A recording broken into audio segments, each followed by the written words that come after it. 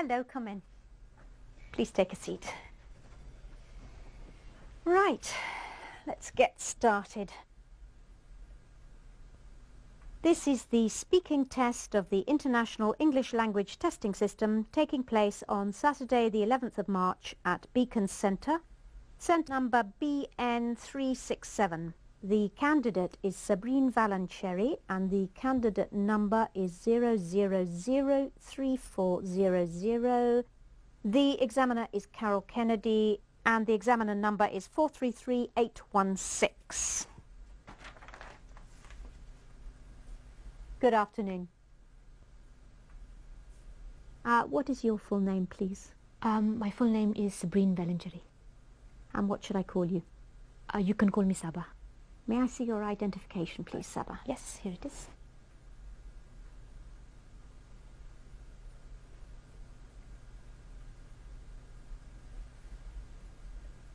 Okay. Thank you.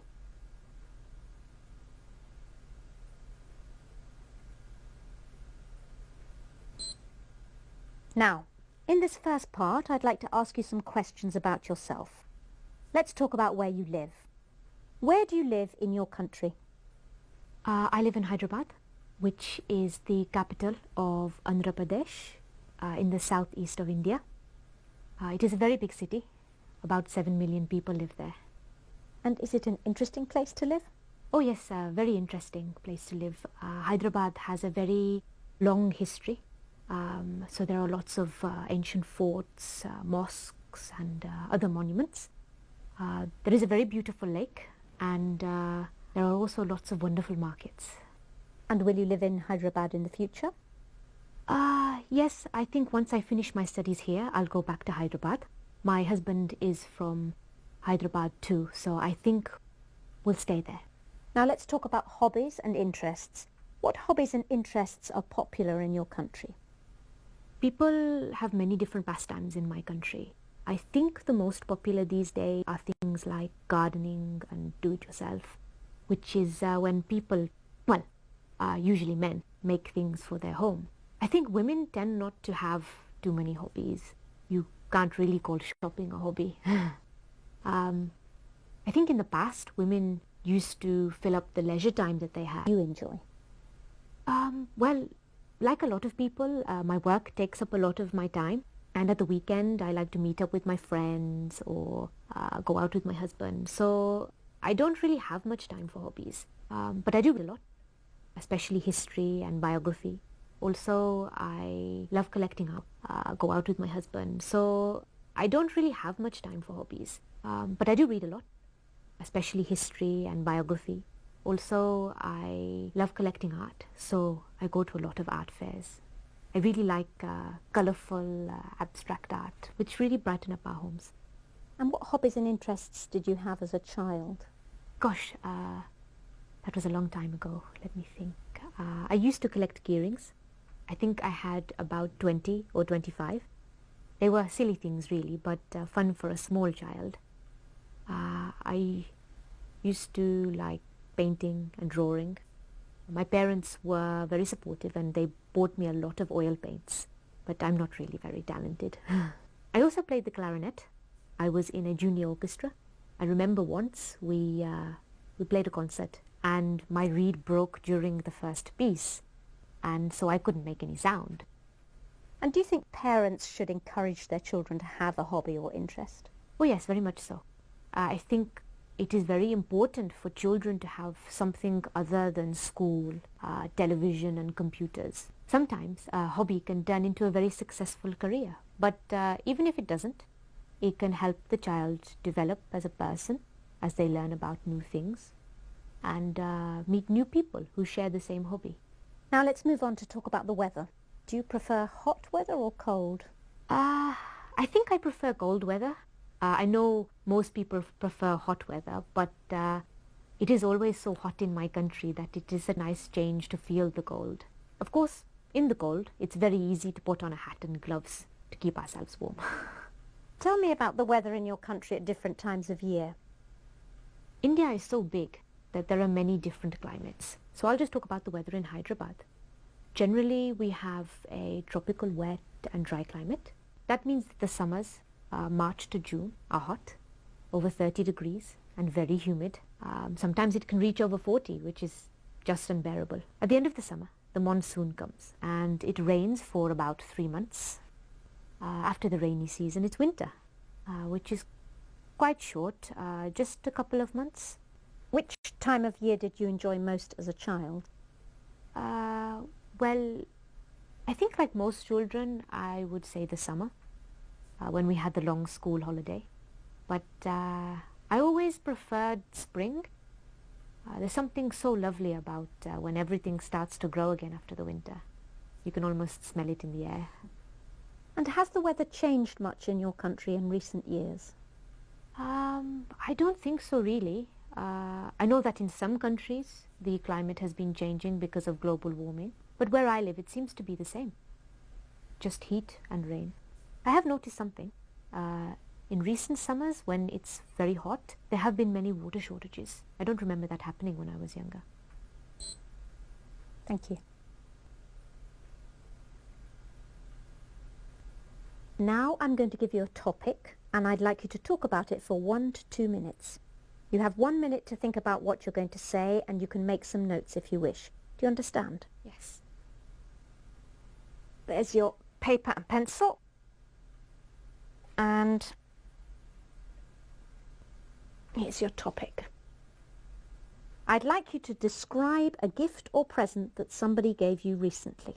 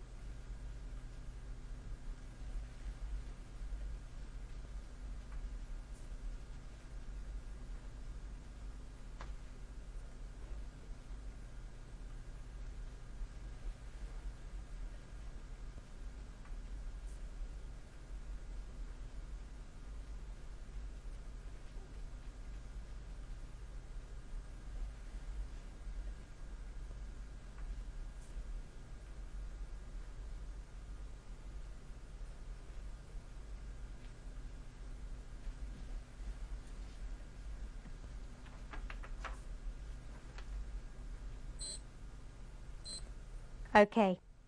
Now you have 1 to 2 minutes for this, so don't worry if I stop you. I'll let you know when the time is up.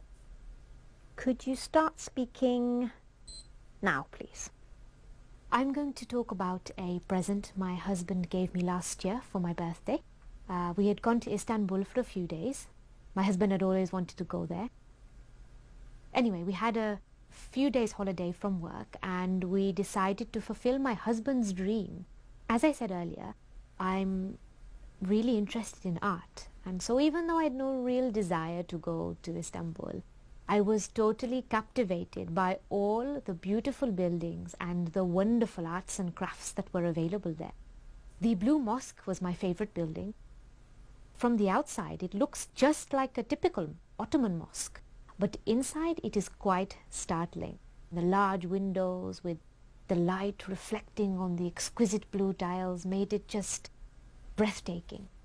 I asked one of the guides about the tiles, and she told me that they were from Iznik and that they are still made today.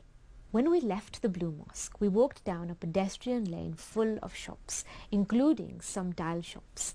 In one of the shops, the owner told us that the tiles were made in Iznik. Anyway, one of the tiles really caught my eye. Actually, it sang to me. It was of fish, 4 big fish and lots of little ones, all in different shades of green. I really wanted it. But when we asked the price, it was very high. Something like $300 American. Obviously, I knew we could negotiate, but it seemed such a high price that we just left. The next night, we went out for my birthday meal. Just as we were finishing the dessert, the waiter came over and handed me the most beautifully wrapped gift. I knew at once, because it was very heavy, that it was the fish tile. That's why Thank you. And does this person often buy you presents? Well, he's good at remembering my birthday and our anniversary, so he does usually buy me something nice then, but he doesn't just buy a present out of the blue. Thank you. Could I have the booklet, the pencil and the paper back, please? Thank you.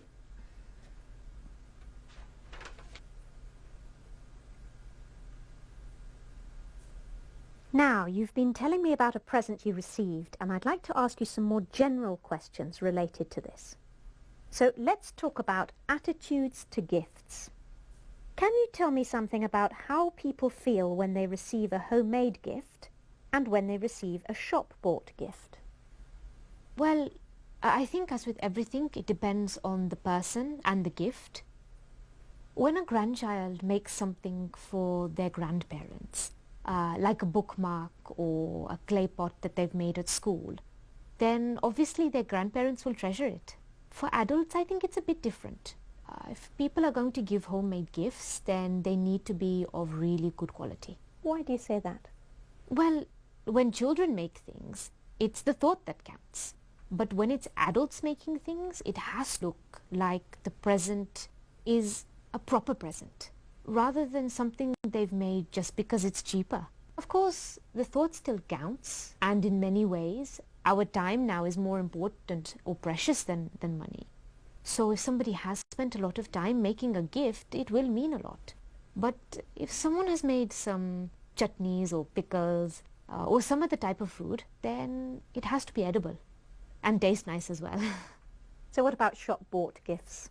Most gifts these days are shop-bought, and there isn't really anything wrong with that.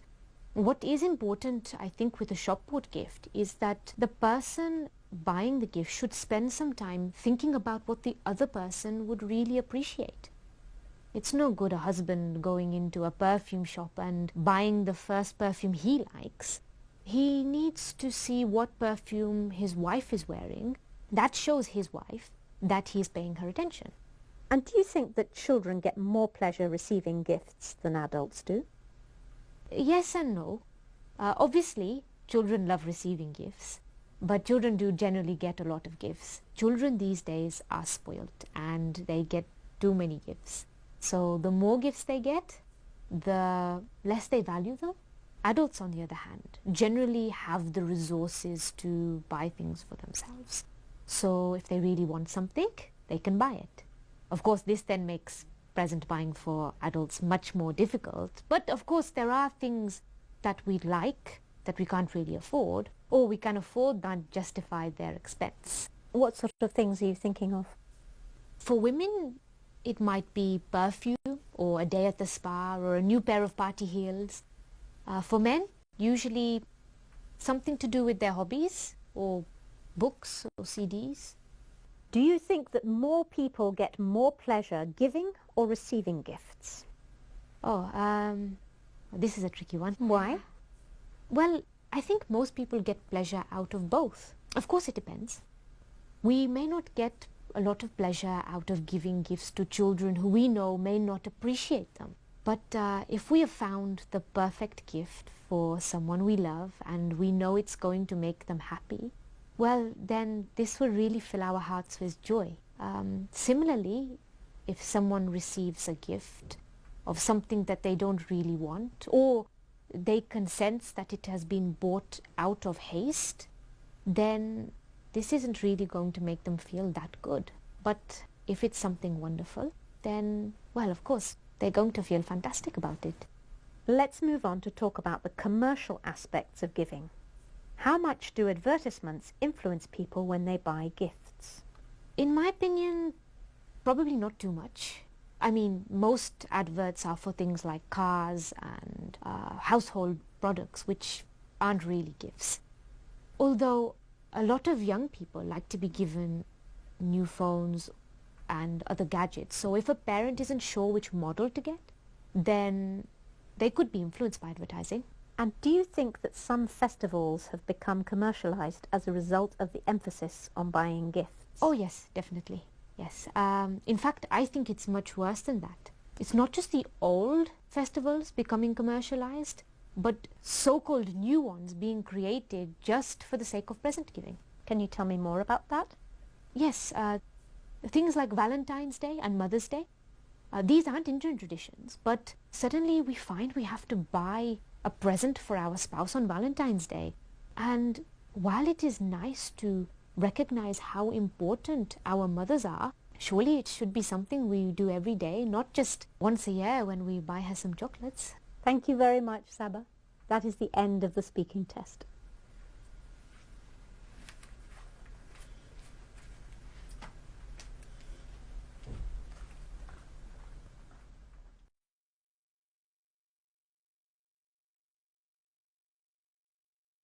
My name is Carol, and I was the examiner in this speaking test. Candidates very often feel nervous before this part of the exam, so I'm going to give you some tips to help you do well. I will give you some general advice about the test, and then some tips for each section. Firstly, remember that you are marked on your ability to use English to answer the questions the examiner asks. You are not marked on your ideas or opinions. It's okay to change your mind halfway through the answer to a question. Just say, "Sorry, what I mean is," and carry on. Fluency doesn't mean speaking quickly. It means being able to continue talking at a comfortable speed, using appropriate linking words such as because and although. If you don't know a particular word you want to say in English, showing you can paraphrase, use other words to say what you mean, will help you get a good mark. Give yourself time to think by lengthening grammar words like the and a, and by using phrases such as you know and I mean. Try and use as wide a range of words as possible in order to increase your band score. For example, don't just say that the movie was good. Say that it had fascinating characters or was well directed. Make sure you understand how to use cohesive devices correctly so that your English hangs together effectively. Synonyms are also useful cohesive devices. For example, my favourite city is London.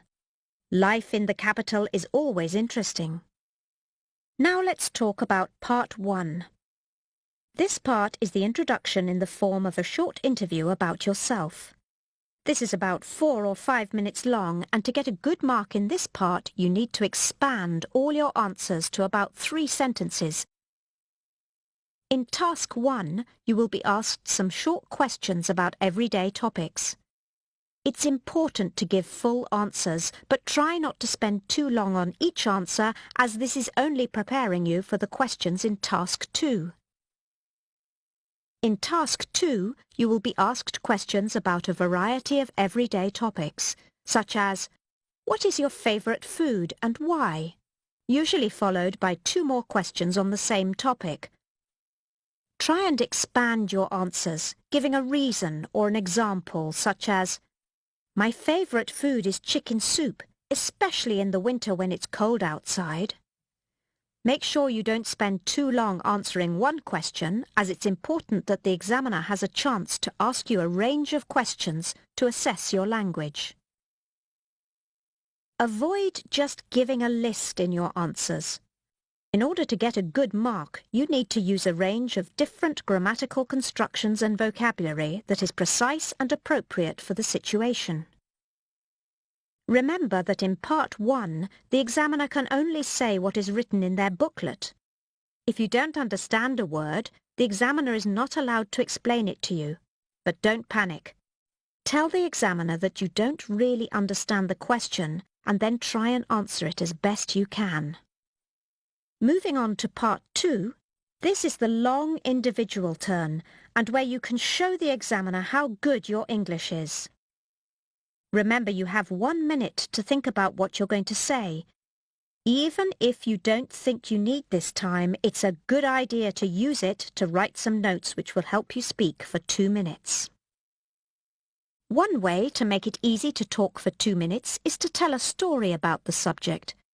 This will use lots of past tense verbs and good linking words which will improve your score. In Part 2, if you don't understand a word, it's okay to ask the examiner to help you. In this part of the test, the examiner can explain the meaning of the word, but they won't be able to rephrase the whole question. Now to the final part, Part 3. This is a discussion where you can interact with the examiner and they can ask you more questions on the theme. The aim in this part is to encourage you to discuss a topic, give your opinions and make suggestions. The most important thing about Part 3 is that these are general questions, either about people in your country or the world in general.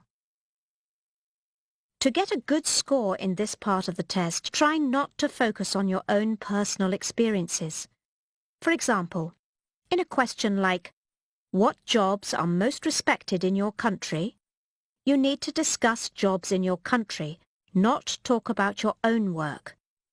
The questions that follow will encourage you to put forward an argument to support your view. And finally, remember, the examiner will not be looking out for your mistakes, but for the good English that you use so that they can give you a good mark. We wish you good luck and hope you are successful in the IELTS speaking test. Goodbye for now.